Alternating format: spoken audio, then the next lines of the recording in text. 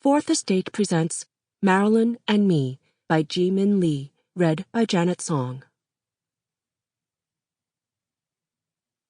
Marketing Department, 20th Century Fox.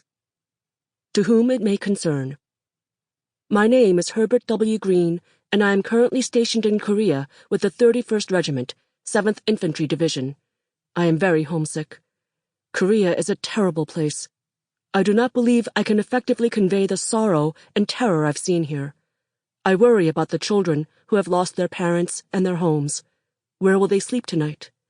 May the grace of God be with them, though perhaps God's blessings are avoiding Korea for some time. I write to you from a hospital in Busan.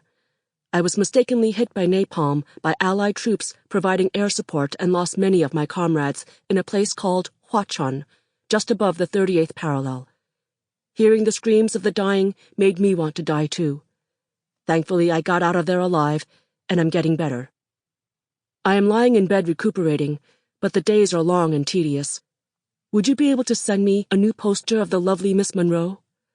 All of us, from my fellow soldiers to the Korean errand boy, dearly love Miss Monroe. Her beautiful smile is like the warm sun, and her poster by our beds melts away our worries. I don't even go to the USO shows, as I vastly prefer looking at a picture of Miss Monroe. A few days ago, all of my pictures of Miss Monroe were stolen. I feel like a man stranded in a desert without water. Please consider what I've been through. I hope you'll send me a poster. I heard Miss Monroe is filming a new movie. We would be thrilled if you could also enclose a few pictures. We would love for Miss Monroe to visit us here, but we know that is a long shot. I trust that you will grant us our request. Thank you in advance. I wish you all the best. P.S.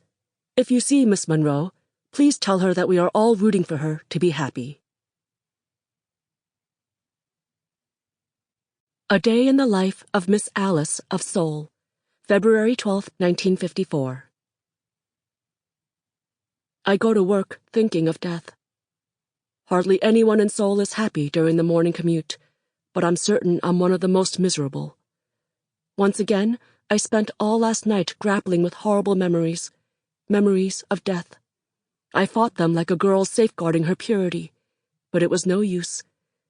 I knew I was under an old cotton blanket, but I tussled with it as if it were a man or a coffin lid or heavy mounds of dirt, trusting that night would eventually end and death couldn't be this awful. Finally, morning dawned. I looked worn out but tenacious, like a stocking hanging from my vanity. I used a liberal amount of Coty powder on my face to scare the darkness away. I put on my stockings, my dress, and my fingerless black lace gloves. I walked down the early morning streets as the vicious February wind whips my calves. I can't possibly look pretty, caked as I am in makeup and shivering in the cold. Enduring would be a more apt description. Those who endure have a chance at beauty. I read that sentence once in some book. I've been testing that theory for the last few years, although my doubts are mounting. As always, the passengers in the streetcar glance at me, unsettled. I am Alice J. Kim. My prematurely gray hair is dyed with beer, and under a purple-dotted scarf, I'm wearing a black wool coat and scuffed dark blue velvet shoes, and my lace gloves are as unapproachable as a widow's black veil at a funeral. I look like a doll, discarded by a bored foreign girl. I don't belong in this city, where the ceasefire was declared not so long ago, but at the same time, I might be the most appropriate person for this place. I get off the streetcar and walk briskly. The road to the U.S. military base isn't one for a peaceful, leisurely stroll. White steam plumes up beyond the squelching, muddy road. Women are doing laundry for the base in oil drums cut in half, swallowing hot steam as though they are working in hell. I avoid the eyes of the begging orphans wearing discarded military uniforms they've shortened themselves. The abject hunger in their bright eyes makes my gut clench. I shove past the shoeshine boys who tease me, thinking I'm a working girl who services foreigners, and hurry into the base. Snow remaining on the rounded tin roof sparkles white under the clear morning sun. Warmth rolls over me as soon as I open the office door.